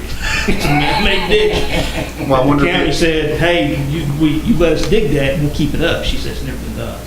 I wonder if there was a natural draw there, Now it's and they just a just dug it mess. out a little bit. No, you can tell. There's no natural draw. It's just looks like a trench. Looks like a World War II trench. Somebody just Right. dug it out with a backhoe. I mean, it's pretty sloppy. But if you look on the GIS, that trench goes from Mount Olive east into a creek that backfills into a pond way back there in that land, and also backfills into that creek that goes under 82. It was meant to go all the way to that creek and backfill either to the pond or I don't know what the elevation is right there, but it goes back in that one area. Because I'm interested in doing something on Mount Olive because it's a safety issue, big time. Well, we talked about maybe a little quid pro quo with the property owner if they would let the city work on the out-of-city side for health and safety reasons, and the city maintain that. And then I don't think she's been approached with that yet, to try to, what can we do on your side because we're getting flooded over here, and we'll do it if you'll let us do it. Because Give us access. if you'll give us access, and I think that's what, that at least was the game plan about Thursday last week. Her thing is, that land is extremely sentimental property to her. That's been a family forever, supposedly. Of course, I go off work, because I don't have anything else to go off. But she don't want to lose any more surface area than what's already been dug up in the county. So, I don't know anything about digging ditches or anything like that for drain. I don't know how that, I don't know. But anyway, she's willing to sit down and talk. And Will we have to prepare an easement? I mean, if she was to agree to it, will we Well, draw it as an easement? if we're gonna get out there and maintain it, then my recommendation would be that you get some Yeah. sort of easement out there, please. Or, sad things happen after that. But yeah, if she'll do that, we'll have to get an easement to get out there and get on it. So we'll have authority to do that. Because if she sells the land or something happens, it's in her estate, then you don't have anything. Then they can be out there filling in. Sure, they can, yeah, exactly. So that would be the first thing, is to say, here's what we need to do. We need to have an easement in order to get out there and do it. So can we get that started like soon as Yeah, possible? well, do you guys do y'all want an engineer to go out there and look to see, here's what we think? Or you just want the utility department to go out there and look at it, or? from talking to her, Well, Jerry's already stated, he think his recommendation would be to contact our engineer and have a drainage there you plan go. on it. And I think that would help smooth things over with her, because she emphasized to me, whatever's done, she said, I want something that tells me it's gonna be done properly. She said, I don't want just somebody to come out here and dig something else and it don't work. And her land is flooded and she loses surface area that devalues her property, kind of like her. But, yeah, that would be good. Good thing about this is you guys can choose a local engineer who's familiar with the property. And there's money in the budget to pay the engineer to go out there and do that? I'd have to check that for you. Because you guys approved to use local or other engineers. Okay, Yes, there is. As long as it's not over,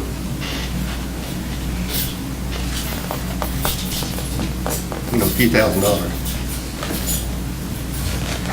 okay. We'll kick that can down the road, let you know. Sounds like a good idea. Now that's,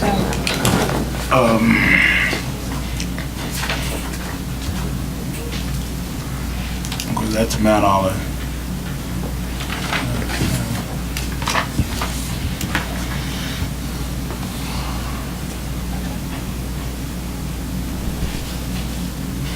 I'd recommend we table these till Jerry gets back next month, and then maybe we can work on the drainage and the streets at the same time. Yeah. If you guys are comfortable with scheduling a budget workshop, then y'all can talk about these bids at that time, if you'd like. Well, I mean, that's fine. I mean, that's fine. I agree with that, but if we can go ahead and like, maybe have an engineer, approved having an engineer going out looking at that, so we can kind of have that when we do come back and talk about it, so we can see what we need to do there. And the bids for the Anderson Road project. You'll have all that for next month. Yeah. If we can do that. Sure. Just direct staff to do that. and bring it back to us. Table those, and in the motion include to have an engineer look at the drainage on Mount Olive, and then come back and table it next month, so Trish puts it back on the agenda. Oh, No, I'm sorry. sorry. We can go ahead and do the road repairs, couldn't we? I'd say let's wait. Because we may have to dig up Mount Olive.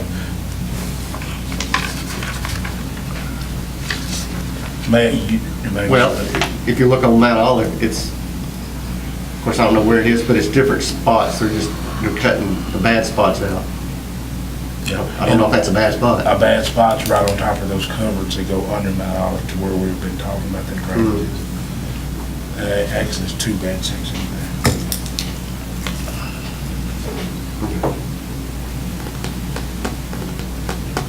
Now, Key West, I didn't go down that far to where you're saying the issue.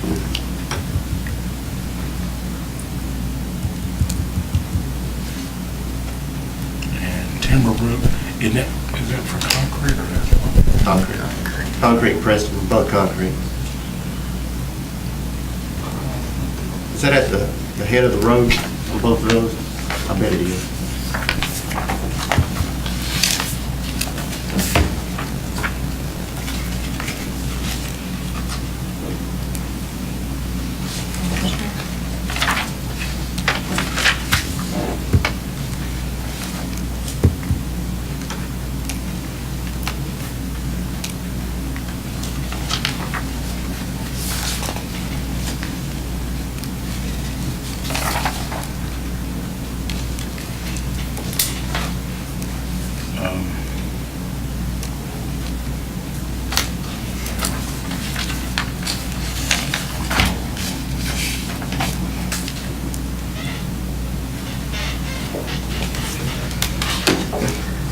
Oops. Preston Road didn't make it to the agenda. Oh, it sure did. It's concrete too. Yeah. So we can't discuss Preston Road. Yeah. No, but you can instruct staff to have whatever you want looked at. Somebody cornered me tonight about the drainage on Old Clarksville Road, which I know this is not down here, but it seems to me putting the drainage before you put the fix in is probably a good idea. Yeah, if not, we're just gonna keep washing out. You see, Old Clarksville Road was real bad too, with drainage. But the problem in that lies is a lot of it was washing across in one spot, and then down here it was washing across in another spot. Well, this side of the road is Reno, and this side of the road is the county. We can't go over there and start doing stuff in the county, really. It's like they can't come over here and start doing stuff on ours. They won't come over and do nothing. I know it. They'll take your speed limit sign down. Yeah, they do that. Okay.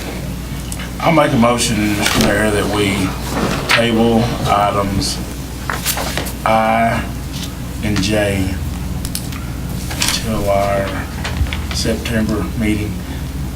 Well, do I need to ask for staff? Or, Can make a motion to I understand that. have the engineer look at it. You can add the next regular meeting or to a special meeting with a budget workshop. And then the engineer examine the drainage issues. That you can do all that. I'd like to amend my motion to include at our next regular or special emergency meeting, items J, table items J, I and J to that meeting.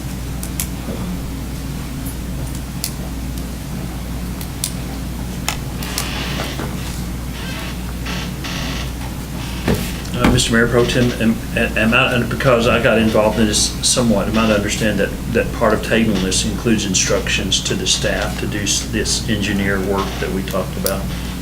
Yes, Okay, and bring that up. all right. I'll second. Have a motion by Councilmember McCarthy, seconded by Councilmember Thomas to table items J and I until the next regular meeting or special meeting, and instruct the staff to seek guidance by the engineer on the drainage problems. All in favor? Item K, park and trail grants. That's right, fast enough. I just wanted to throw this out there for you guys, let you all know what's out there and available. Charles Edwards, he came to one of our Parks and Trail meetings recently, and he presented us with this information. We can apply for a Parks and Trail grant. Well, there's Parks grant or there's a trail grant. And the difference between the two is the Parks grant, you have to apply for it by October the 1st. And it's dollar for dollar, and the minimum that you could apply for is at $25,000, and they would match that. But the more you spend, the better your rates and, yeah, your chances are. And it's by a point system, and we are a small community under this grant program. Several different matching funds that would qualify as if we use in-house labor and equipment materials, donated land, cash, labor, equipment materials. Some other things that score high are physical activities, anything that's going to keep the kids active. If you look on page 4 of the grant, sporting fields, splash pads, volleyball, basketball, and other sports, those things, those would score very high. Anything to keep them active. And just to mention it to you, the Parks and Trail Committee, they really like the idea of a splash pad. And they had other ideas too. But these are a few just to mention. Looking at this a little bit further. Trying to remember, it's been a little while since I talked to Charles about it. If you reuse, here's an example, renovation and adaptive reuse. So just hypothetically speaking, if we took the current basketball pad that's there now, and if we just decided to rebuild a whole set someplace else, and if we wanted to reuse that concrete pad there for an amphitheater, that would score high. So that's just some other options if you guys wanted to use that for anything like that. So on this grant, do we have to tell them in the grant what we're going to be using it for? We do. Detail? We do, because that's how they base their point system. And it's a 50-50? Yes. It's not one that we spend funds and then they reimburse us after it's finished? None of that, just, it costs $10,000, they'll pay $5,000. Right? No. It's probably their It's- reimbursement. Right. Well, it's, our minimum to spend is $25,000, and they would spend $25,000. And it probably is reimbursement, and I didn't ask him that part of it. But I can Yes, you find that gotta out for you too. Send them all For your certain. receipts and stuff, and they'll make sure that it fits inside the grant guidelines. Usually how most grants work. So we could spend the money and they reimburse. Yes. Yes. It's on a reimbursement basis. Is that what we're gonna do with that $75,000 is matching, buy that property off of Cato? Before, 35? I was 75. Talking about the park property up there, we had that, in that little house on the side of it, is that what we're talking about?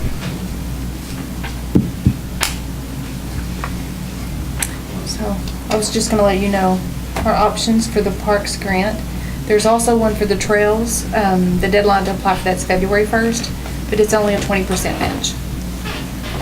So that's something to consider too if you guys are up for that. What's is there a minimum on that one? I don't know. I actually called Charles today to see if he could come and speak, and he said he would try to, but.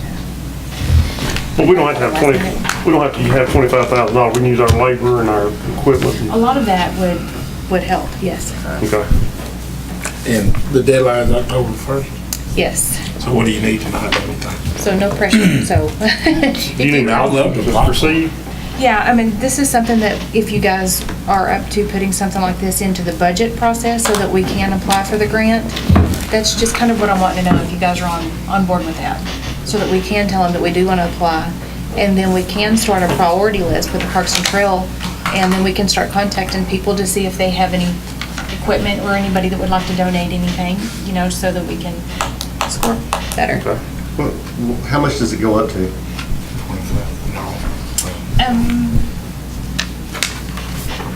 This is not my original copy.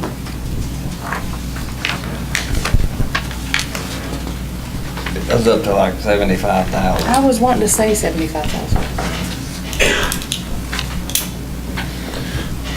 Well, I'll make a motion that we allow staff to proceed with the park and trail grants. I'll second. I have a motion by Councilmember Nichols, seconded by Councilmember Thomas to instruct the staff to pursue the parks and trail grants. All in favor? Item L, invoice for installing new street lights on Mount Olive Road and Twin Pine Drive.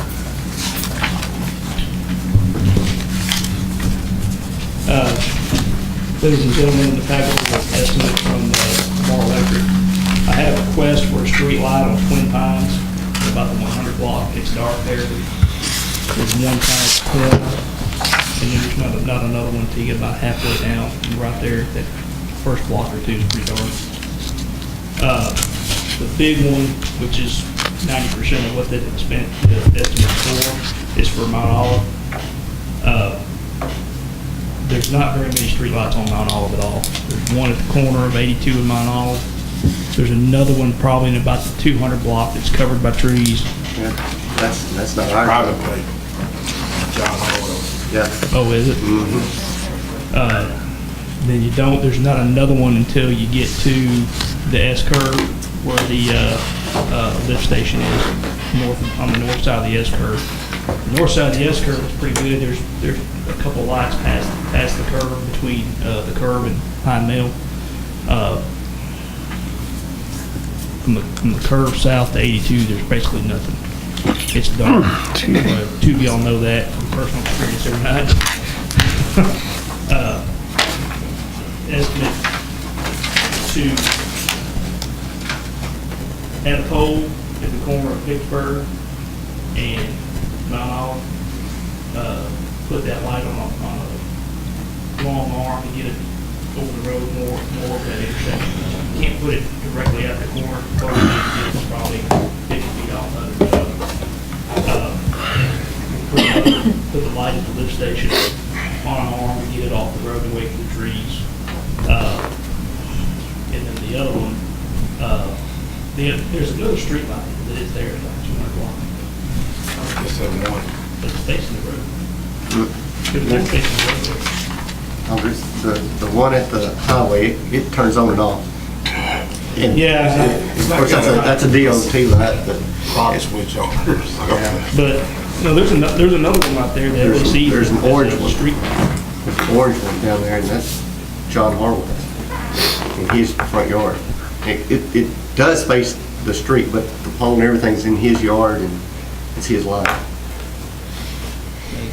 Now maybe putting a 8-foot arm on that. Well, that's what we're pole. going to do, is put an 8-foot arm on that pole. They put another light there and move that out. Did you say, he said it was the city's? LEC said it was theirs. Oh, Oh, yeah, the pole's theirs, Right, and probably the light, he just pays that $12 or $12.50 a month, whatever. right. I think what they want to do is put another light and arm on that, get that over the street and get away from the trees, because yeah, his lights use, well, it's good for his good for house. him, but it's Yeah. terrible for the road. But But you barely even notice there. Trees. Even if Can you you trim the get up on trees, even if you trim the trees, it wouldn't do a whole lot of good. We probably have to talk to him, say, hey, we're gonna move it, and We're not there- gonna, or put an arm or something on it, but, he'll love it, then he'll cut his off. yeah, and that's what I was saying, then you won't have to pay that $12.50 a month anymore. Well, we'll figure that out. LEC told me that was theirs. That light? Oh, well, see, I've got one in my backyard. Right. It belongs to LEC. But, Look into that. I pay the bill on it. Right. The way I always look at it, if the light faces the house, it's the $12 a month for the homeowner. Right. Well, there's another one there that faces the tree. That may be, is it for the gas company? Yeah, I think For that lift station, or whatever that? it's on the other side of the road. though. It's on the east side of the road. I bet it's for the gas line station. It's dark as can be right there. But anyway, that's the plan. Try to illuminate that best we can. The only thing we're gonna need is one pole. If we stay long, we can all go over and look at it. You gonna put it on Vicksburg? Yeah, it's gonna be on the Corner. Vicksburg side. We're supposed to have one anyway? But question was with Tricia, since the streetlight line item is in her budget, things are kind of tight. I'll let her explain that part. Well, it is really close, so it's entirely, and for the price, you know, that's over my limit, you know, the mayor or mayor pro tem could sign off on it. But, you know, do you guys want us to spend that much money right now on putting those streetlights in? We could do it now, or we could do it in October 1. That doesn't matter to me either way, but it's possible we may go over the line item if we Now, do. does that come out of the system fund? Out of the general It's on fund. the general Why would fund. that come out of the general fund? Because it's for streets. Street Streets in the lights comes out of general fund. Could it not come out of crowd control? The street, Hey, I'm following you. I mean, it probably could have never had it before. I don't know why. The street light in the middle of my block was out for a couple of weeks, and I didn't realize how much difference it made until they came out and put a new light in there. Oh man, yeah. My neighbors may not like it, but I like it. And some people get a Yeah. lot for that. see, I know the general fund pays for the bill, electric bill, right? But installation, general fund also, not the Right. system. That's the way it's always been. Is there money in crowd control? Just bought a car. Very little. Who One more month? Yeah, one more month. I mean, it's worth checking into to see if. Yeah, look, you said crowd control, I didn't even cross my mind about crowd control. Brandon's on there. It's gonna take 2 weeks once we order it to get the materials in. And with Lamar Electric, we have to pay up front before they won't order anything until we pay. We have to pay first. We gotta wait till October 1st then. But whatever y'all wanna do, it's dark. And my worry is with it being so dark out there and the drainage issues and the constant rain we're getting, you don't know it's flooded out there until your headlights hit it. In Vicksburg? Any of it. It's like driving through the woods. It is. It's bad.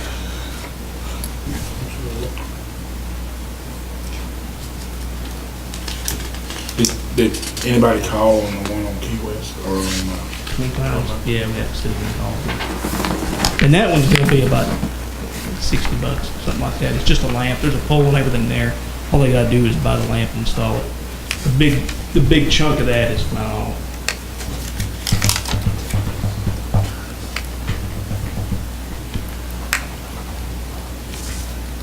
Need more lights all over town. Start adding them and adding them and adding them, really. See, I'd love to have like TxDOT come in and replace all the ones on 82. they will go. And well, bulbs. I'd love them to Well, that's also, LEC instead of those. putting one here and then none, and then one over here, how about put them equally on each side of the road? Right. So it's lined up. That's not, that's the power company, it's not Texas. It's not TxDOT? TxDOT doesn't own those poles going out over the Power road? company. No power coming out on the poles. But don't TxDOT decide placement of lights They probably. on a highway? They might decide placement, but as far as the maintaining them and whatnot, that's power company. Oh, yeah. Oh, yeah, I mean, Yeah, they might decide where to put them, right, Yeah. but as far as. but they're the ones who putting them paid up for it originally. Oh, yeah. Yeah. Yeah. So they're- TxDOT wanted that, the electric company. But if something goes wrong with them, we gotta tell the power company to go come fix it, Yeah. usually 5 or 10 times.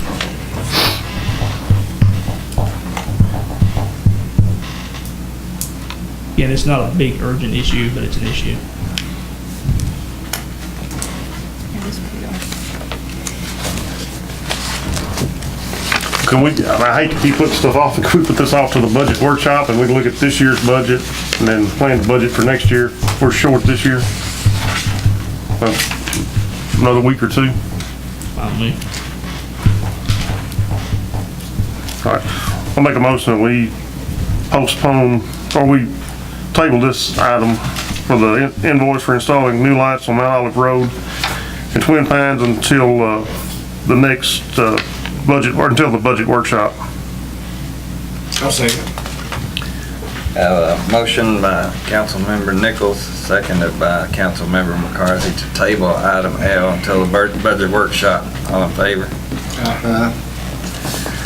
Item M, fall cleanup for October 21st, 22nd, 2017. Any motion for that? Yes, please. I'll make a motion, we have our fall cleanup October 21st through the 22nd, 2017. Second. We have a motion by Councilmember McCarthy, seconded by Councilmember Nichols to have the fall cleanup for October 21st, 22nd, 2017. All in favor? Aye. Item N, update on current public works building claim. You guys asked at the last council meeting, if we get the check from the insurance company, from TML, for $5,351.54, when we send her the information showing the work is complete, then she will send us back the remaining $2,224.76. That was your question, will we get the money back when it's complete? Yes, we will.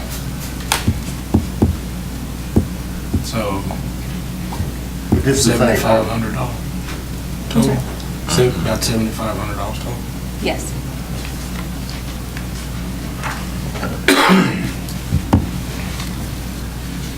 And we can't get it until we start construction on it. Well, we can get the first part of it, Repair. the 5351, once you guys make the motion to go ahead and go through with it.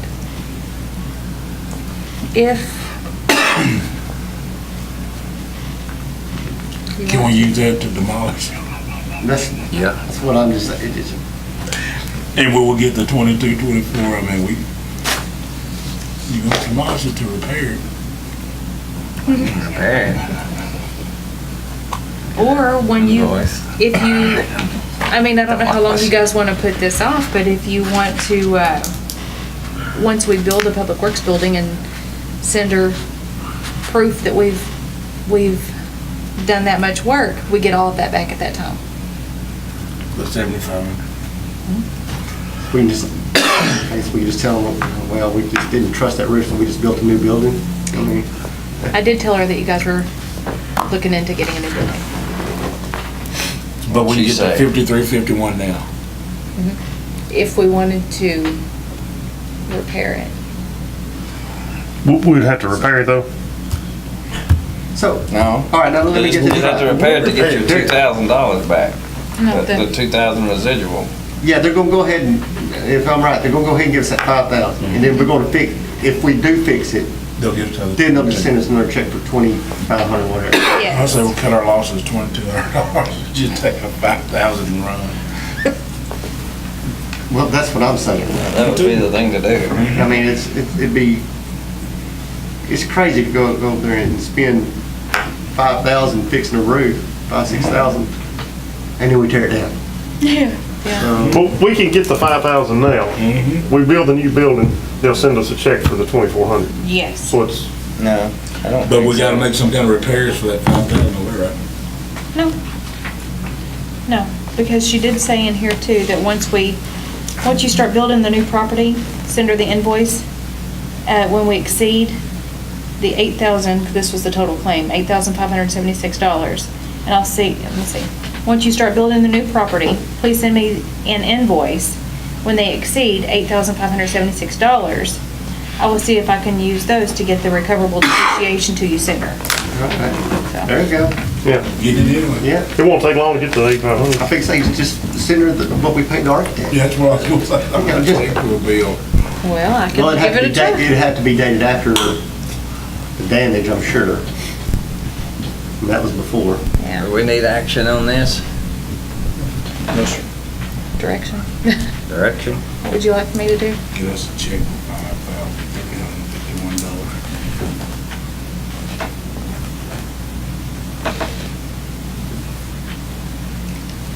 Okay. Yeah, we can put that on street lights. Or drainage or something. Update on new public works building. Item O. Oh, you've been updated, I guess, basically during that process. Jerry came in and he told you all where he was at last time with the Archer construction bid. So he's just waiting for financing and ready to go. Let's move on to item 10P. Possible future property, real estate, and structure purposes for the city of Reno. City attorney. Can we talk about this? I'd make a motion. You wanna make a motion, move it to executive session? You don't have to do that, the mayor can just say we're going to do that. And here we go. You can just have it on. Gonna move this to item 10P to executive session at 8 p.m. We return from executive session at 8:50. So no action taken. No action taken. Not my deal. See?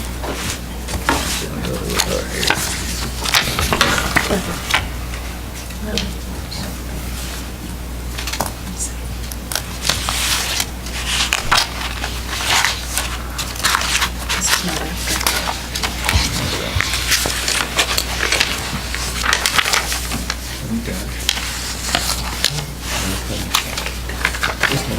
Set it up.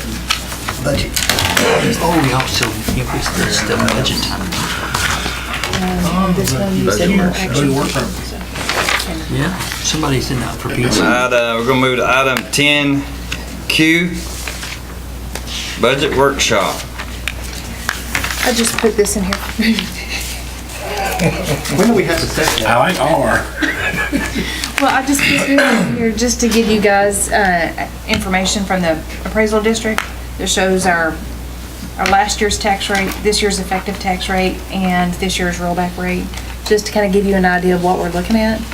And then we can use this information for the next budget workshop. When do we have to have the tax rate set? Now that I don't know. I'd like to have some kind of an idea of what you guys are kind of expecting for the tax rate. It's the end of September or something. It is going to be close to the end of September, but we're going to have 2 public hearings, and I need to find out how far out we have to publish those. So, just going to see when you guys might want to start with the next budget workshop, and I can have that for you then. I'm free. You want to?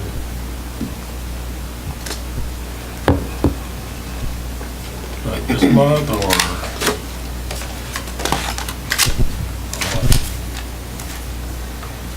Yeah. This month? Yeah, sooner the better, probably. Stacy, when are you free? Supposedly, I'm off Monday. The 21st? Yeah, is that Monday? First is. That's first. Oh, You gonna do the second day of school?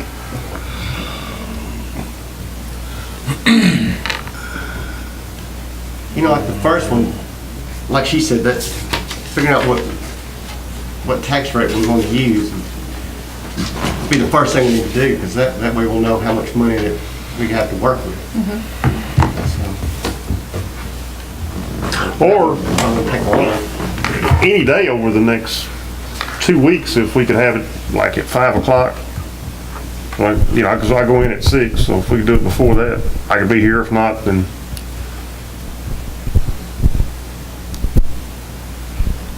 No, it kind of pushes Joey because he gets off around that time. So we have to set the time tonight? Oh, he's got school teacher hours. He's off like Yeah, we need 2:30. Yeah, I know it. You guys be careful, this is being Yeah, I better be recorded. glad I'm busy. There may be a school teacher or a banker watching. I didn't say that.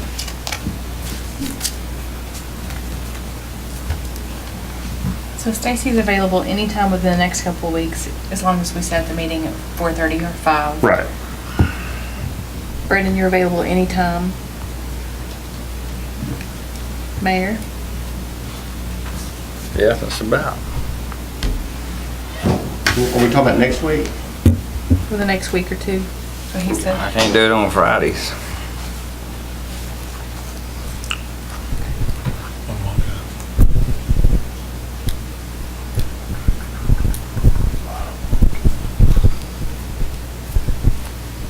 You want to have one this Friday?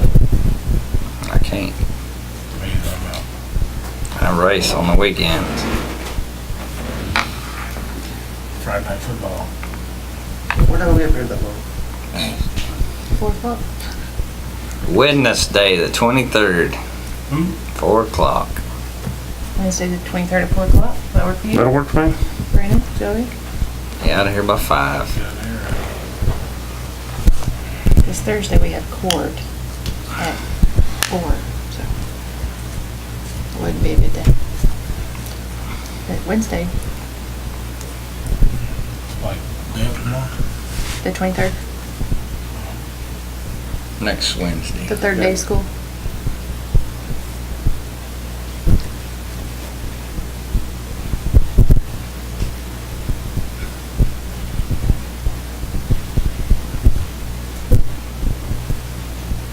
I can't get my work calendar pulled up. Yeah, I'm free on Wednesday. It's okay. Yeah, So well, I'm in there on Wednesday. it's August the 23rd at 4 o'clock. Right? Yeah. You don't look so I sure. really don't, I can't say anything without that work calendar. But yeah, August 23rd. Uh-huh. At 4.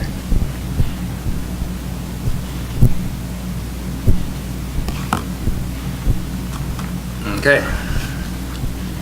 Good. That's good with me.